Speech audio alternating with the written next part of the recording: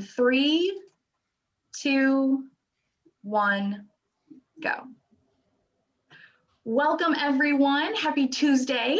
My name is Meg and I'm here as part of Power to Fly's virtual hosting team.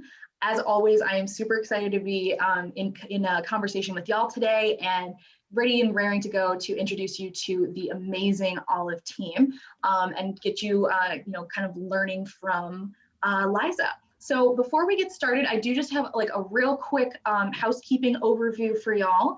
So what we're gonna do here is like all of our virtual events, today is all about you. It's about our participants, our community members, and we wanna make sure that time spent with Power to Fly is well worth it. So if you would like to get more participatory and more interactive with today, we absolutely encourage that. You are more than welcome to turn your cameras on so we can share and see your smiling, maskless faces safely. I know that I really appreciate seeing new faces, especially as quarantine, passes the 1-year mark. So please feel free to do that. Messy buns, furry co-workers, non-traditional office spaces, all of this is greatly encouraged. I think this might be the first time I've showered in like 5 days. So, please, please, please do not feel like you are, unpresentable or not insta-perfect. Please feel free, like you can join us. If you have any kind of privacy concerns, you will not show up on today's recording or live stream of this session unless you come off mute. So regardless of whether your camera's on or off, no one will know you were here as long as you don't come off mute to participate. Now, you are encouraged to, if you'd like to ask a question, add comment, or if we go over one of your questions, you can add context to the question. But please feel free to do so.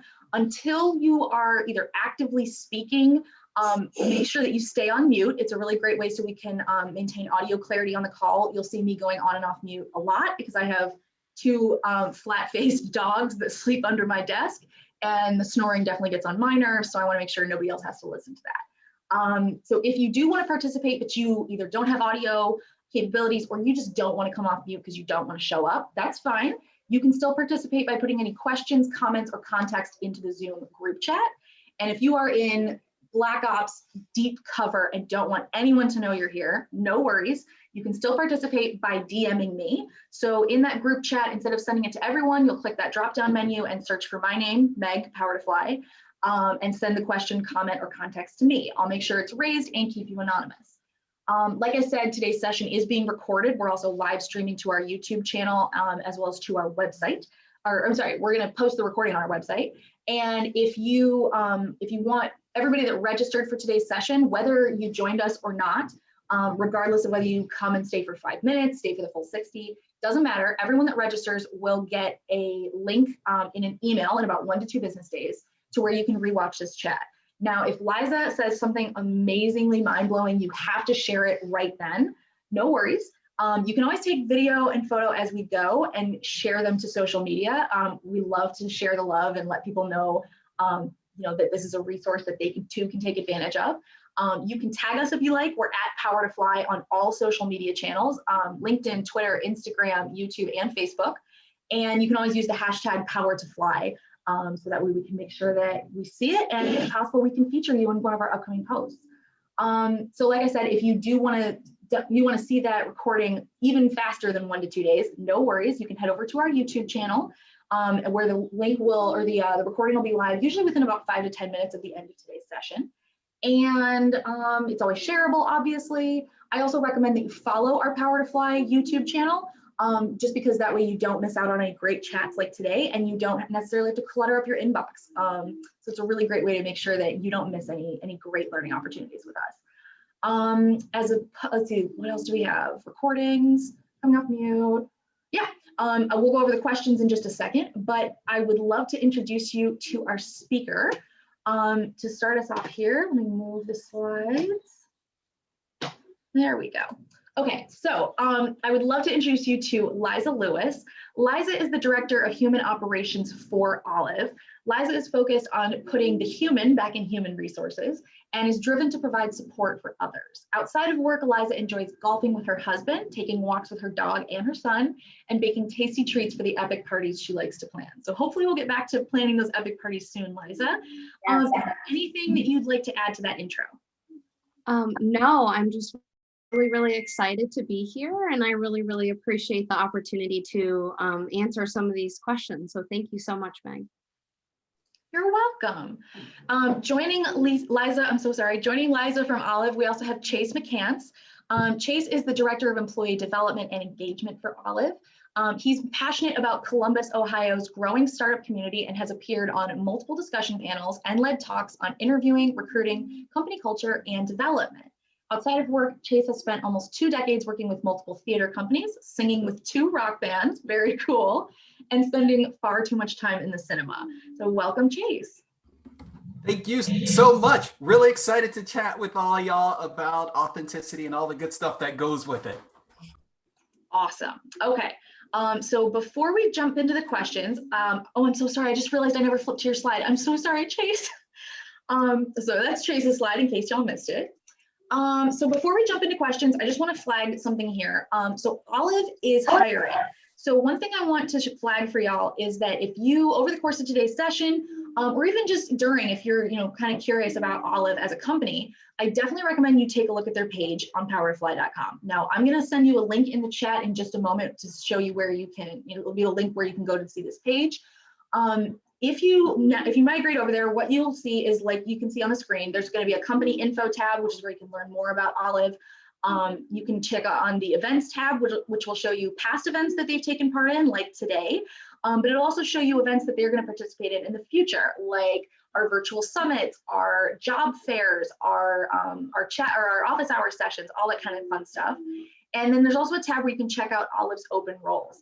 Now, at the top of that screen, before you navigate any further, there's at the top right, there's going to be a big pink follow button. If you are at all interested in working with Olive, or even just want to stay up to date on new information or new events they're taking part in, I definitely recommend that you hit that follow button. It's going to put you on something called their follow network. Now this works for you in 2 different ways. It works as your friend at the company, in that it tells the Olive team that you are very interested in working with them. This is a great way to make sure that you keep tabs, or that Olive keeps tabs on you, even if there's nothing that you want to apply for right now. And especially if you do apply for a job with Olive, it definitely tells Olive that you are one of the very motivated job seekers, and just kind of gives you a little bit of an extra bump. It's also a great place. What kind of works for you as your friend at the company, like I said, that kind of gives Olive AI a great impression of you, and is like, hey, this person's really interested. But it also works as your friend in that it gives you alerts when they post new roles. So it's a really great way to make sure that you stay up to date on their current jobs without feeling like you have to constantly go back and recheck job boards that sometimes never seem to change. So definitely take advantage of that, especially if you're interested, but there's nothing that you want to apply for right now. It is a great tool to have in your toolbox with Power to Fly. You can follow as many companies as you like on Power to Fly, and you can follow and unfollow at will as often as you like. So please feel free to take advantage of that great tool that we have for you. So before we jump into questions, last thing, I'm going to show you 2 slides here that have the bulk of the questions that we're going to try and go over on today's session. Now, what we did is we took all the questions that y'all pre-submitted before today's, when you registered, and we've condensed them, we've arranged them into a bit of a conversational format. I'm going to go to the next slide here, and we're going to try and get to all these, but obviously there's a ton of questions and we may not be able to get to all of them. If one of your questions is here and you're worried that we won't get to it, please feel free to either come off mute or put your question into the chat. If you took time out of your day to join us, you definitely deserve prime treatment. So please feel free to do that. This will also give you a rough idea of what we're going to cover, in that if you have a question, but it's one that we are going to cover, then you don't have to worry about raising it. But I mean, it never hurts. Please feel free to send your questions. Let me, make sure that we're not asking duplicates. And you can also make sure that either you raise your question higher, or you can save your question for maybe like if we move into a different area during today's session, that might, it might be a better fit for and flow more naturally. Otherwise, please feel free to submit questions and make sure that you get the most out of today's session. So to get us started here, and for Chase and Liza, I'm going to direct questions to both of you. So please feel free to step in as you like, and then we will go from there.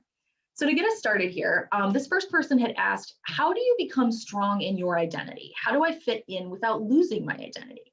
And I feel like this can be really important, not only for new, people new to the job market or new to a specific industry. But I feel like it's also a thing with, more seasoned individuals who either haven't felt like their company culture really encourages that identity, like building or identity development.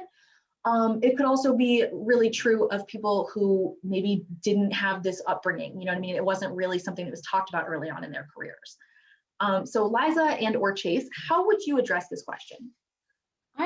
I really like this question a lot. It really made me think about my own journey and how I've gotten to be myself in the workplace. And I think about two things. One thing is building relationships with people who do know you in the workplace.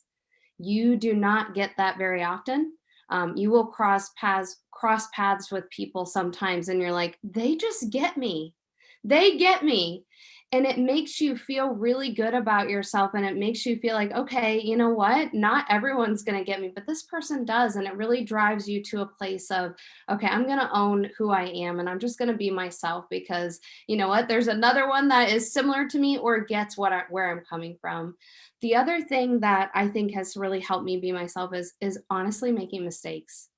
And being able to take a step back. You don't always get there, and sometimes it takes longer than other times to get there. But you make a mistake, and you're like, "Wow, why did I do that? What was making me think that?" And a lot of times, I think for me, mistakes that I've made is because I didn't know what I needed to do. I didn't know who I was yet, and that drove me to a place to realize, okay, I know who I am now. I know how I would navigate that situation differently in the future.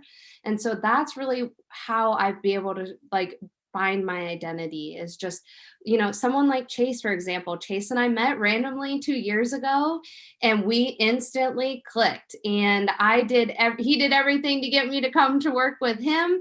And I did everything I could to get him to come to work with me because we're friends. We're friends. We're not just work best friends, but we're best friends outside of work. And that's been an amazing opportunity. And I think both of us just really were driven to be ourselves when we first met. And it was the best thing that has ever happened, honestly. And I have a lot of people in my life that I met at work, people from 10 years ago that I met that I still talk to today from work. And they've helped me maintain my identity. They've helped me grow in my identity as well. Chase? You weren't supposed to tell people that, but we do know. I always tell people that. We know who the better recruiter out of the two of us, is. I think so. This will probably come up throughout the conversation because I don't think that there is a single point that I can point to. So we'll go over a series of these. But so I'm Chase. I'm a Black gay dude, right? And you can obviously see that I'm Black, but it's not always necessarily, it's not always apparent that I'm gay, right? And when I saw this question, again, there are lots of points of this, but I remember back when I was a teenager, I came out to my mom, not out of a choice. She found out that I was gay. And I remember the hesitancy that she had in trying to cope with it, because I'm sure she never imagined that her son would be gay. And it wasn't that she was angry or upset, but she just didn't know how to approach it, because I think she spent most of her life thinking, how do I, teach my son to be good to women, right? And so we were both really, really careful in how we navigated it, to the point where I was getting frustrated. It was becoming tiring trying to delicately approach this, right? So I thought this. I am going to act like my homosexuality is completely normal, which it is, right? But in conversation, we're just not going to be delicate about it. I am just going to come as who I am. We're going to talk about the dates that I go on with guys as if it's very regular, and it worked.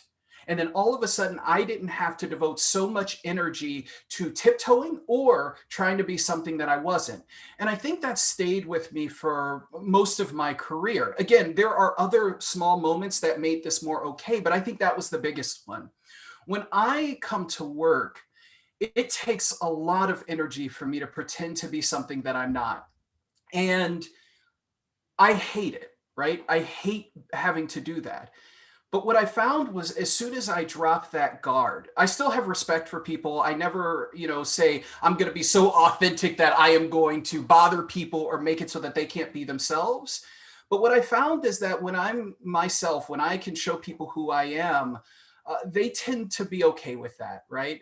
They tend to be okay with me being goofy, dealing with my weirdness, as I like to say, and they embrace it. And I think that that's true with a lot of folks. If you bring yourself to work, your authentic self, right, and you will find that people will accept you. I think Liza has a really great point. You tend to find people who are much like you, and they will embrace you, right? And that is where the strength comes in. Part of it is the fearlessness, or at least the attempt at being fearless and bringing your authentic self, but having that supported by people who care about you, who care about your growth, who care about you being authentic at work. Liza is again one of my very, very best friends. And she has often been a support for me, whether it was me working at my old organization or here at Olive. And I don't think that we would have been able to come to that if I pretended to be something that I wasn't, or I didn't approach her of being who I am. Now, how do you fit in without losing that? Remember that you are, I'm going to go into my Mr. Rogers space, but you're special, right? Even if there's someone who's somewhat like you are still an individual. And that is a treasure to any organization. And we'll talk about this too, but one of the strengths of having a diverse workforce is being able to approach an issue or a problem or a solution with a bunch of different perspectives, right? And that becomes a strength. So never think about, well, I can't bring this part of me to work. You should always reinforce your identity. You should never lose that, because that is your strength. That is the strength of the organization that you work for. The question is, does the workforce or the company that you work for see it that way? Mm-hmm. We'll talk about that later. Yeah. No, I absolutely love that, Chase. And it really reminds me strongly of a chat we had yesterday, where we talked a little bit about this. These two women were talking about being a woman in sales as well as a woman in a male-dominated industry, because these people were in construction and like the tech behind it. And so it was really interesting to hear them talk about how, like, if you're a woman, you're trying to obviously like break down some stereotypes a little bit, and you don't want to be perceived as, like the girly one or not fitting in with the rest of the group. But you're right, like even if there's somebody else there that has on paper, kind of experienced a lot of the same things, or it comes from the same like background as you've both still navigated the world differently. So there is importance there. But it's also really like, I loved how you said you acted like it was normal, because it is. Don't borrow trouble for yourself. If you go in with that idea or that attitude that you're going to be met with resistance, there's nothing wrong with being prepared for it. But if you display that attitude, it can sometimes give people, or seemingly give people, permission to have a problem with it.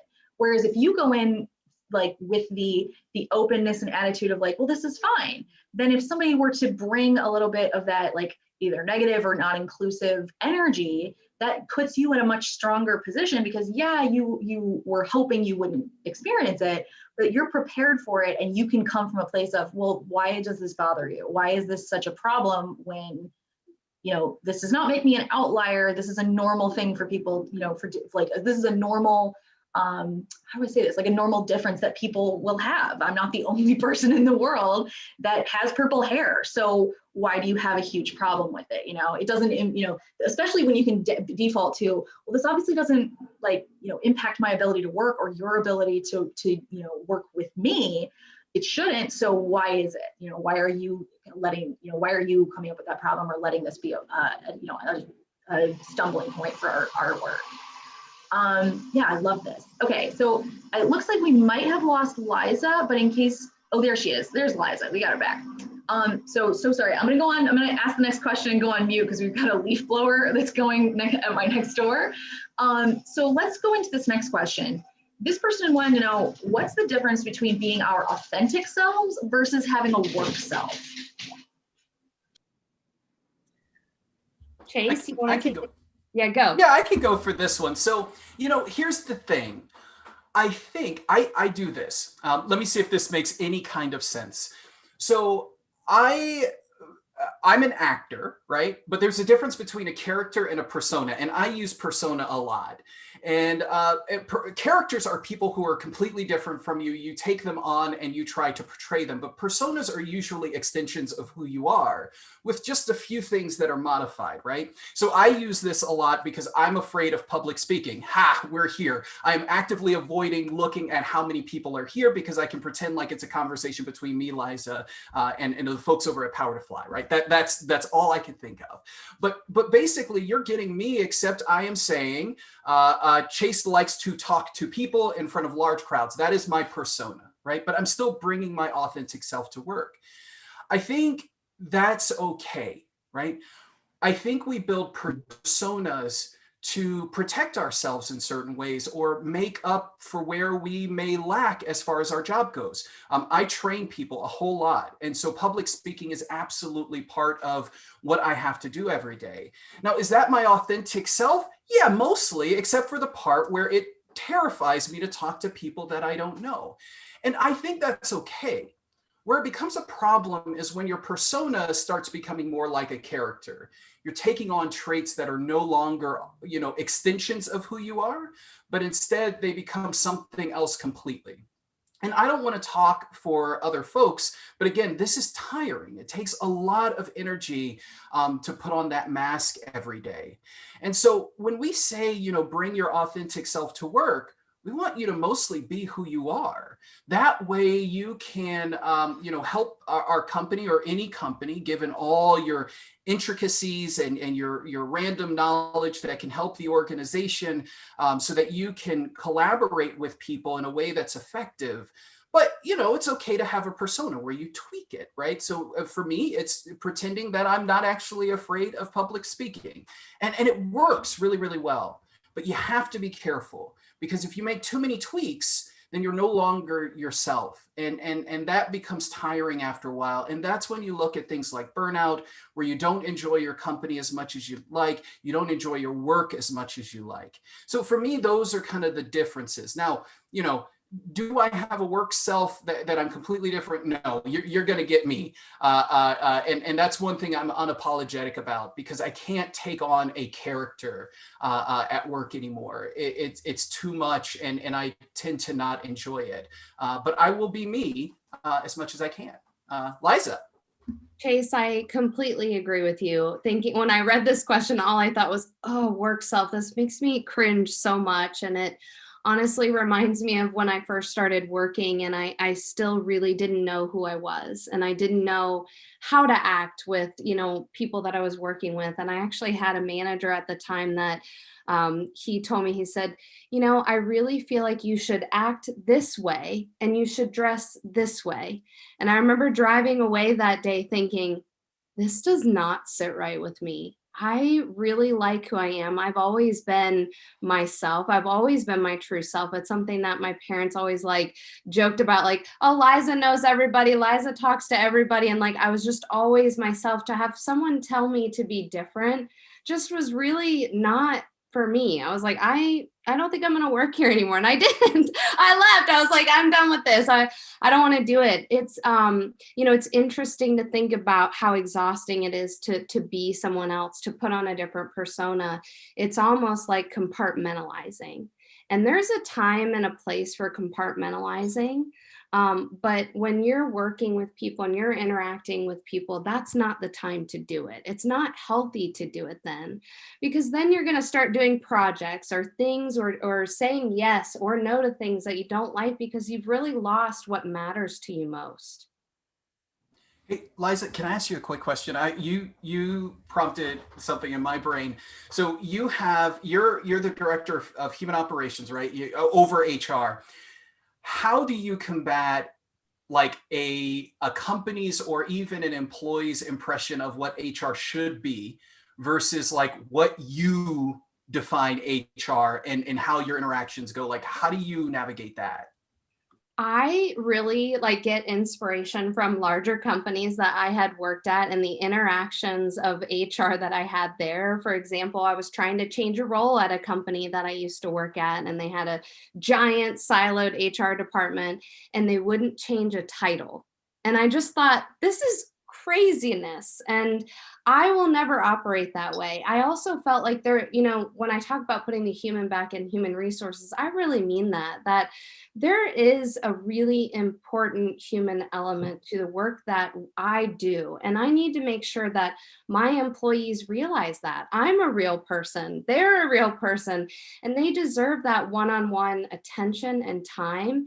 And my team knows that the most important thing are our employees, and we need to treat them with respect and make sure that they're really, truly being engaged and feel like when they have an issue or they need help with benefits, it doesn't matter what it is, that we're there to support them and we never push them off. And so it is important for me to never be that womp womp HR. Chase and I joke about this sometimes, that he gets to do the fun HR and I have the boring stuff. But you know what? With the boring stuff, there's a lot of complexity to it, but there's a lot of human element that needs to be weaved into it to make sure that people feel supported. And that's what my function is support. And so, Chase, thank you for asking that. He knows I'm very, very passionate about helping people. So the reason I brought that up is because when you can look at me and just know that I'm a bit different. So I feel like if someone says, come into my company, Chase, they're accepting me the way that I am, because again, I am visually, you can see I'm a little bit different. But I when you were talking about that part before, I kept wondering, well, how does someone on the face of it, how do you still maintain your authenticity in this? When, going into an interview, people would have a certain expectation that would be very different from me.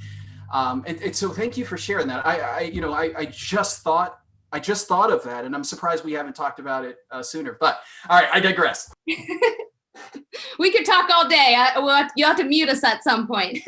No, come on. This is a great chat. And honestly, y'all are doing a lot of the work for me, where I normally have to kind of bring this conversation out of people. And this is awesome. So thank you for that. It's much more, much more dynamic for our audience at home. All right. So before we move on from this topic, because I absolutely love, Chase, I love that differentiation between your identity and these personas, right? So before we jump onto another area or move to the next question, I just want to talk for a minute about how, if you think that sort of maybe takes care of this next facet of it, where people sometimes have the idea that you have to code switch versus bringing your full authentic self to work. Now, I love where Chase was coming from by saying it's where you highlight different aspects of your personality or different aspects of your identity without becoming a character or a caricature of yourself. So would you say that something behavior like code switching really, plays a part in this? Or do you think that it's something that maybe shouldn't play a part in this, even though it currently does? I mean, I wish that it didn't. So we had a conversation about this at Olive during Black History Month. We had a panel of our employees talk about code switching, our Black employees. And, it was the first time that I had that conversation with other people, because I think it's something that we all know existed, but up until a few years ago, I didn't know the name for it, right? It might be a bit of code switching. So for folks who don't know, code switching is changing, it could be changing a few things: the way that you speak, the way that you present yourself, the way that you work, especially when you're a minority, so that you can fit in the majority of your company. So if I'm the only Black employee that works for my company, I might code switch to make my white colleagues feel a bit more comfortable with me being there in exchange for a safety, and that's more psychological safety, right? But even that is tiring, right? When we code switch, often that can start moving into that character zone, because you are, again, not being authentic. You're not making small tweaks. Those are usually more overt tweaks and probably moving to complete changes. So how do we stop code switching? I think first thing is to identify where you code switch, right? What's the difference between being professional, because we don't all work at startups, right? So, I tell my colleagues I curse a lot, and will usually do that. I'm resisting on this call.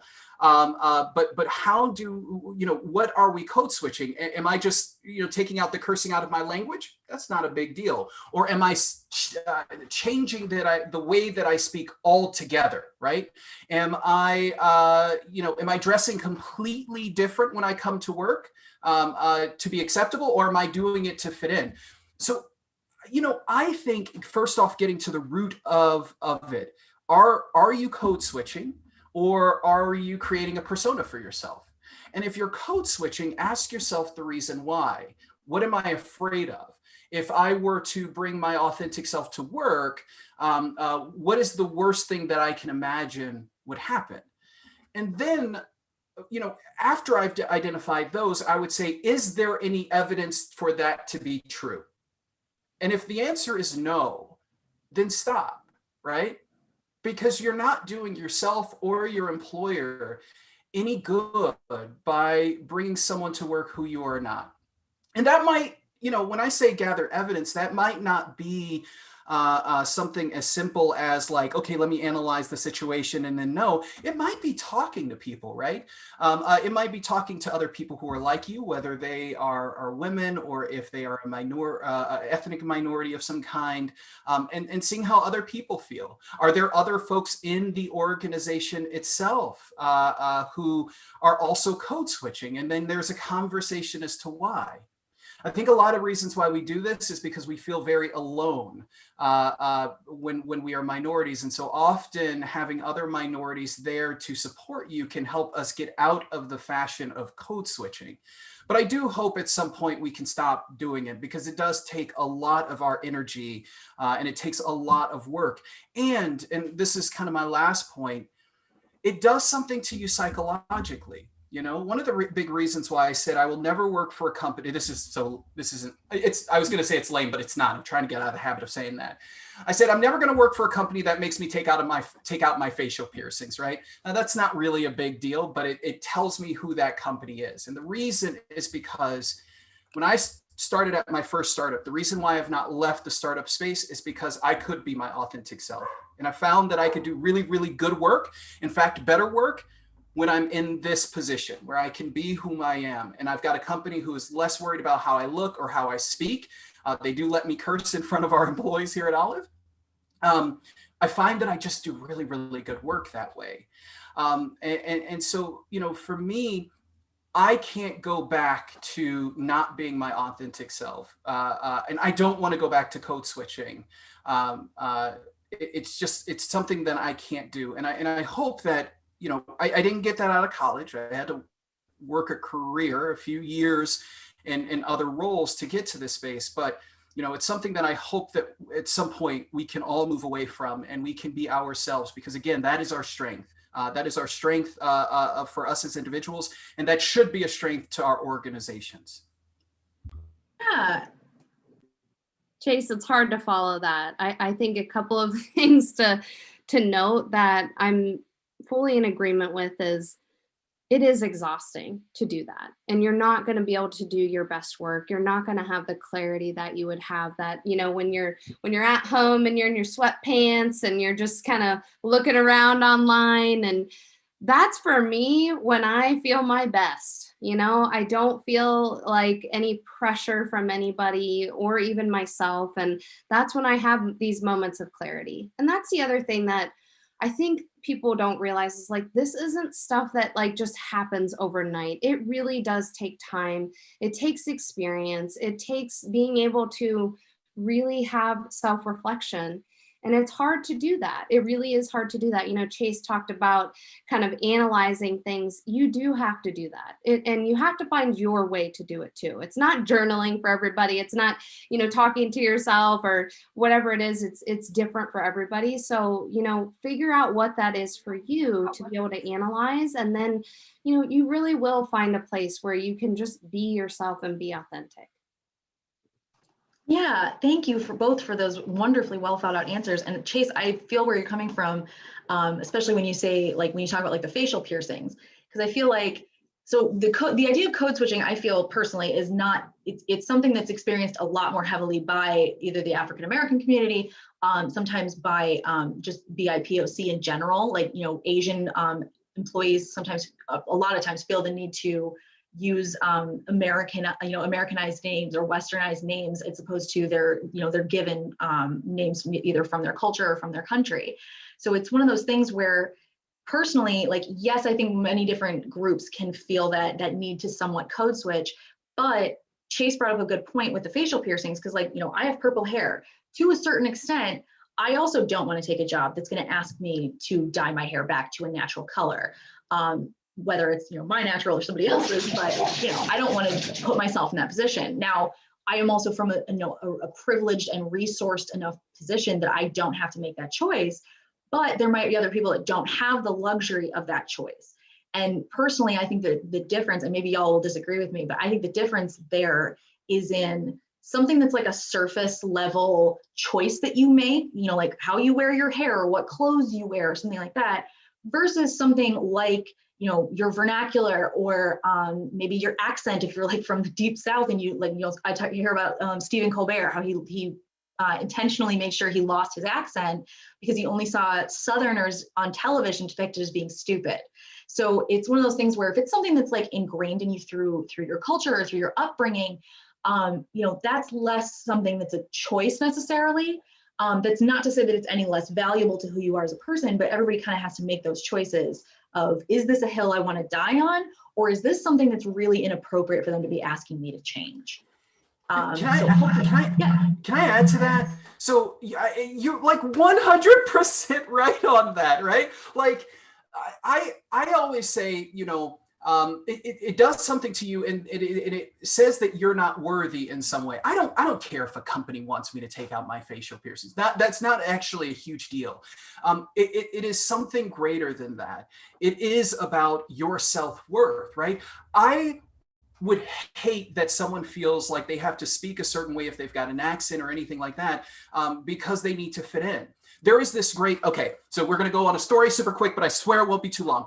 I remember seeing the movie Milk, right? So Milk is, he was a politician in San Francisco, I think in the 60s or the 70s, openly gay man. And I saw the movie. That was the first time that I had ever heard of Harvey Milk. And I remember there was this scene, and they were like, how do we get more people to start to like to not be afraid of gay people, right? How do we do this? And the response was, you have to come out, right?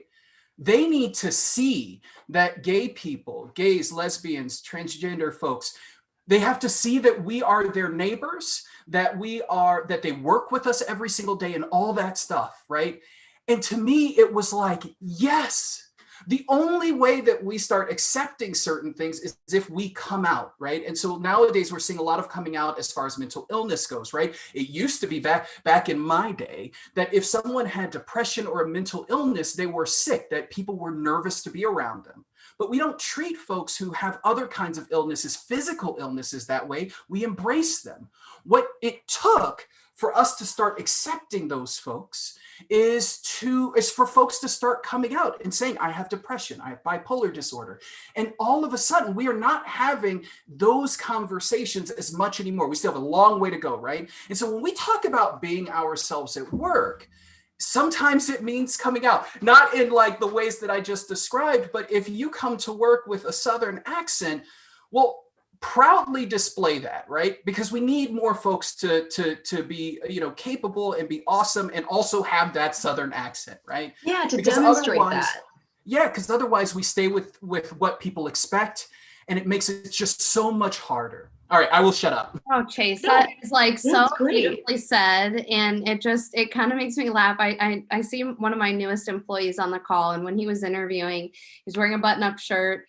And he joked that he was wearing a button-up shirt. And I said, well, I was just wearing a hat. And we both laughed. He took off his button-up shirt. He put on a t-shirt, and I put on my hat. And I told him, I was like, this is how I want to be.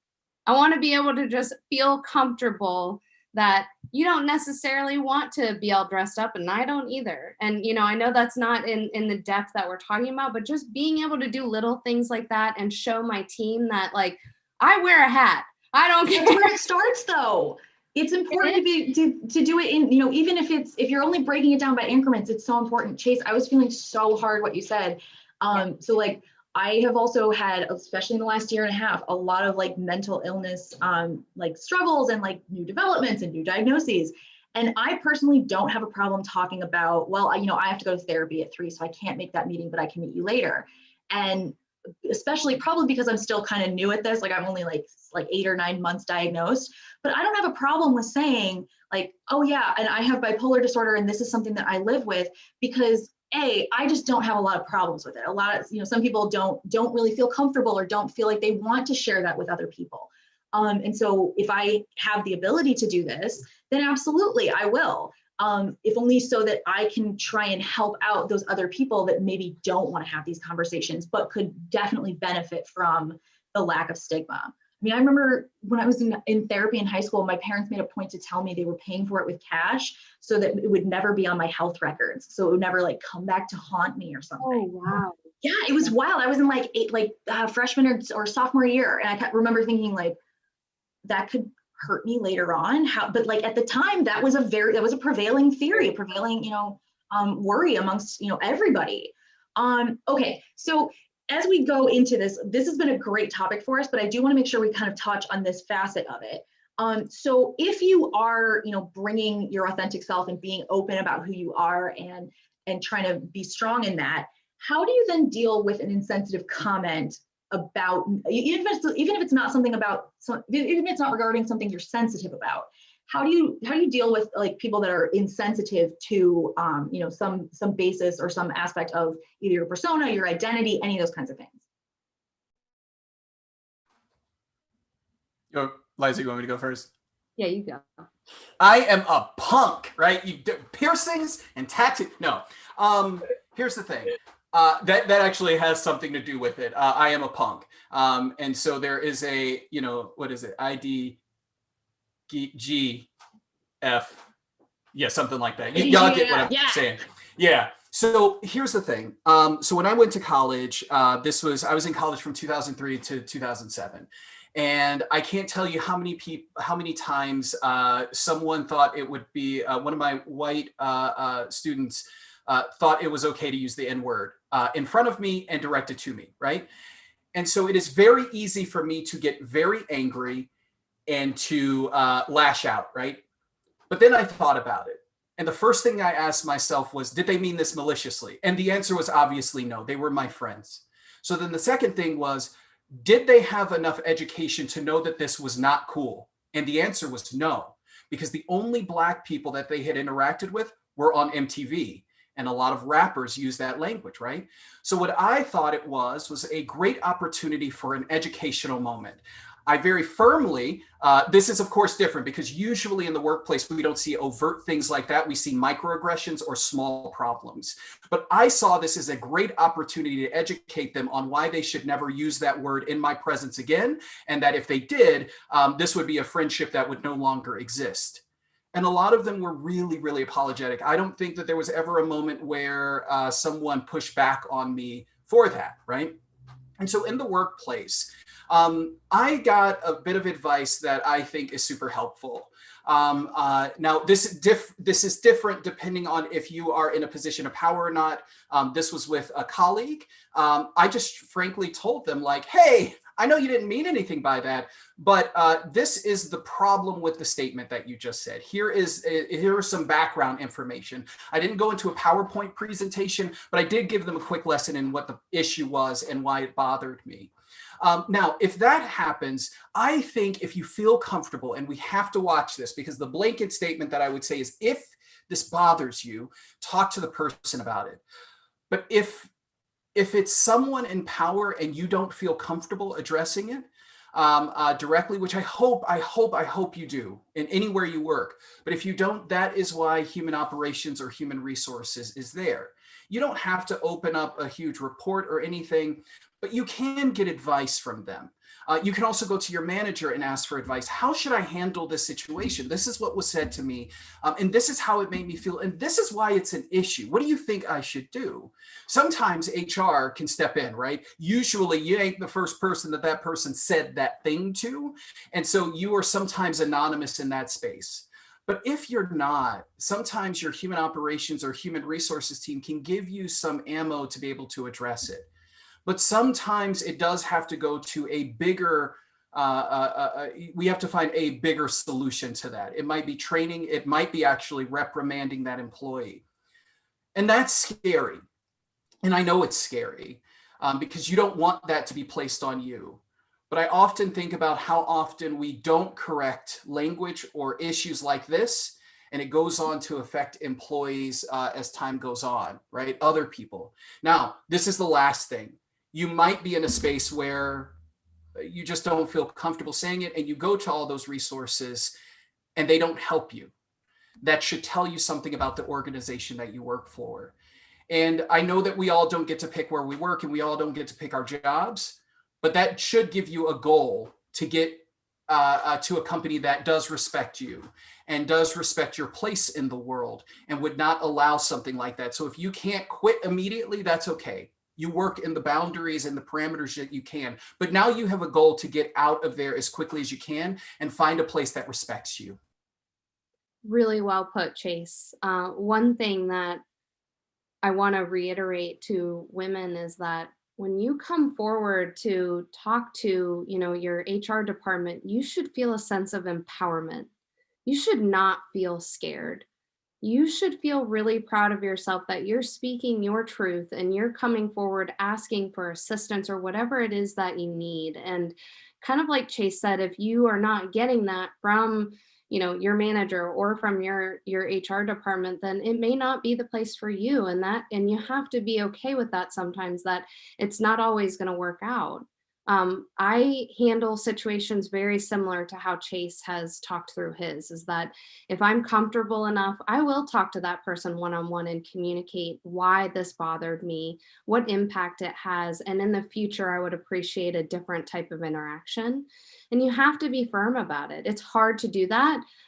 When I have those types of conversations, I'm not even joking, I practice a million times. I'm in the shower. I'm like, here's what I'm going to say. I'm getting all fired up and ready to have that conversation. But that's another thing that's really important, is know what you want to say before you say it, and be really clear about what you're trying to say. And sometimes people won't take that. They won't listen to you. And that's when you need to probably go a little bit bigger and get more people involved. One last thing I'll say is that I have a lot of people, I'm a talker. I love to talk. I mean, Chase and I already talked an hour this morning and we're not done, and it's good to have people that you really trust to go to with these types of situations. Find those mentors, find those coaches, find those work best friends or your best friends, and talk to them about these situations and have them help you, have them guide you. It's been invaluable for me to have those types of people in my life. And I can't stress that enough, is whether it's, someone that you've known for 30 days or someone that you've known for years, there's people out there that they do really care about you and really want to see you be successful, and they can help with these types of situations. Yeah, I absolutely love that. And Chase, you made a very good point that, it's important to consider that person, where that person's coming from. Are they your friend? Are they somebody that, like you said, like kind of deserves that benefit of the doubt? I feel like a lot of times when people experience these things, I've had it done to me where I went into a meeting, and being the purchaser for this entire company, it was assumed that I was the secretary, and so people just gave me their coffee order and were not particularly polite about it. And so there's been times where you may not want to be confrontational necessarily, but you can't really let that moment go by, because it's going to set the tone for how you are able to participate in the rest of that interaction. So personally, I've found a couple different options to do it. My mom calls it painting people into the nice corner, where you start off saying, oh, so-and-so, I'm sure you didn't think that I was a secretary. We actually have somebody that can go get coffee for you, or there's a coffee table right outside if you'd like to go make yourself something. or I'm sure you didn't mean to undercut me in that in that part.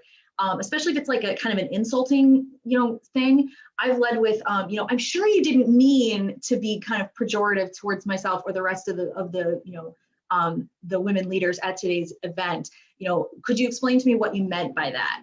And so you give them, you kind of paint them into, I'm sure you didn't mean exactly how I interpreted this, but you give them that opportunity to maybe walk it back. And if they don't want to walk it back, then they're firmly stepping into jerk territory.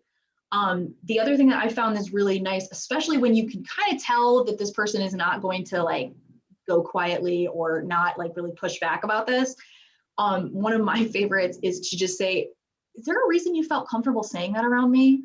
Or is there, why would you say that to me exactly? And it's worked well for pretty like inappropriate comments or inappropriate jokes in certain situations. Because it sort of delivers nicely that idea of like, I'm not okay with that. Why do you think I'm okay with that? Are you really understanding who your audience is? I am stealing that. I know. I'm stealing it. That's going in the olive tool. I love it. And it's nice because it fits a bunch of different situations, because I'm not like, I'm the person that like, when you have that confrontation, 45 minutes or 8 days later, I'll like be like, that's what I should have said. Oh, that was a perfect comeback. But I don't think of it in the moment and it kills me. But it's more multi-purpose of like, why, it works in all kinds of situations. Like, why would you ask that? Like, you can put it back on the person and take a little bit more attitude and make it a little more confrontational, or you can lead from like a purely like curious, like, why would you say that? Like, why, it kind of gives you a moment to think and puts it back on that person to be like, really reinvestigate or re-examine what they said. Okay, so I know we only have about 8 minutes left. The one thing I did want to talk about that we've kind of tiptoed around a little bit, what if you don't want to talk about some of these things? If you don't want to talk about your family, your religion, culture, politics, I feel like, at least especially with the politics one, I don't have great advice for that, given like a lot of my own personal politics is very much supported and represented in my company and what I do for a living. But how do you like, kind of deal with this if it's a professional liability or just it's a personal choice. You don't want to talk about this. I'm going to let you go first, Liza. I thought about this, and for me, there are topics that I don't want to talk about, and religion, politics, different things like that. There's some things that I don't want to share with all people. That's not being inauthentic by any means. That is putting up boundaries, and that's okay to do that. I personally think the way that I navigate this is that I love hearing about other people. So I will typically flip the conversation around. And that's the best way that I've navigated this is, I know we've talked about X before, and I'm like, well, how's this going for you? And just kind of really change the conversation. And at a certain point, most people, not all people, will pick up on the fact that I've asked about that a couple of times. And now I'm realizing that Liza's never really talked to me about that. And it kind of starts to come down. It doesn't work all the time. So I think, again, just kind of owning your, what you feel comfortable sharing, and just say, you know what, I don't really like to talk about that kind of stuff, but I love to talk about this. And that's how I navigate those types of situations. Chase, I'm curious your opinion here. No, first off, I love talking about all of these subjects at work, but it is because I am just naturally curious. And so usually I want to know what people's thoughts are, not because I want to attack them or anything. But Liza, I like those, that is legit the tactic, right? If there's a subject that I don't want to talk about, usually I'll flip the question around because I'm curious about the individual on the other side. But there comes a point where you kind of just need to vocalize it, right? And not in a depressing way. Like, Liza asks me about, religion, and I'm just like, and I try to deflect her, and then, she asks me again. I'm like, Liza, listen, you and I, we could talk about a lot of stuff, but we ain't talking about religion, all right? So let's talk about your love for golf or something. And I can play around, and act,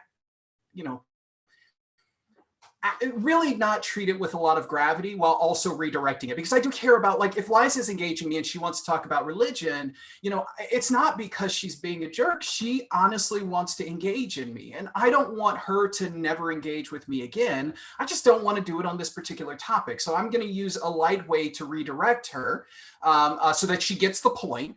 But there's also no pressure on her to feel bad or anything. And then we can go and talk about her golfing. That's what I would recommend, is like, you try to do what Liza says and just say, like, oh yeah, let's talk about something else. But if they keep bringing it up, no pressure, but let's talk about something. Yeah, like, oh, that reminds me, I wanted to make sure we talked about such and such. And even if it doesn't relate at all, generally people don't question you on your transitions. They'll be like, oh yeah, and they'll just kind of switch to the next topic. So yeah, I love that idea of redirecting as opposed to maybe like stonewalling or confronting the person on it. That's so great. Liza, anything you had to add? No, Chase he's the best to talk to. And so if he tried to avoid a topic with me, we'd have some serious words. I'm just kidding. Well, I will say this is my tactic with interviewing, especially as candidates try to get into their personal lives. So there is a long list of questions that we as interviewers cannot ask the client, or the candidate, I should say. But remember, candidates could also bring up topics that are no questions. And so what do? Now I'm going to start calling it the Liza redirect, right? So, hey, Liza, tell me about yourself. Well, I love serving in my church. And in my head, I'm thinking, oh, nope, that's a no question. We got to redirect. So my response to her is like, oh, Liza, you know what? We've only got like 30 minutes to talk, and I want to make sure that we focus on work. So take me through your career, right? Not an awkward way to transition. It tells us, hey, this other thing is important. It's not that I don't care about that, but really I can't talk about that. It's not that I don't care about it. It's just that we have a finite time to talk about this really, really important thing, and it can work. So the Liza redirect, there we go. I love that. All right, so we only have 3 minutes left. These chat sessions always go too quickly. So unfortunately, we weren't able to get to so many great questions today, but I have shared a couple links in the chat where you can connect with our guests on LinkedIn in case you have wanted to pose a question directly to either Chase or Liza, or both. So before we go, I want to talk to both of you about Olive and the positions you're hiring for, the areas you're looking to fill. So let's talk a little bit about, one of my favorite ways to cover this is 2 parts. What is your favorite part about working at Olive? And do you have any tips for somebody who's interested in applying? So Liza, do we want to start with you? Chase, you go. All right. What's my favorite part about working for Olive?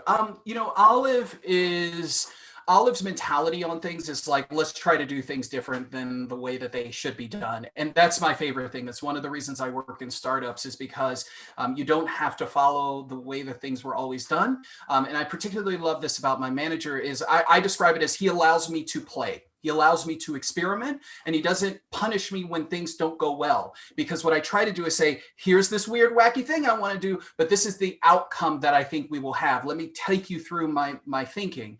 And that gives him the opportunity to say, that might not work, or let's give it a shot. But I love that I get to play and experiment, because you just don't find that in some other companies. And, if I had to give a tip to someone who's interested in applying, first off, bring your authentic self. Still respect the interview process. That's one thing I always say, because the thing that will get you kicked out of an interview is being like too friendly. There is a process, you want to respect it, but bring your authentic self, right? And then the second thing is, remember that interviewing is not just the company vetting you. You are also vetting the company. So before you come to any interview, think about the top things that are important, and make sure that you ask as many times as you can. You can ask questions that will give you a response. So if culture is important to you, come up with some stabbing culture questions and see how different people at different levels respond. And make sure that this is the company, or any company, is the right one for you.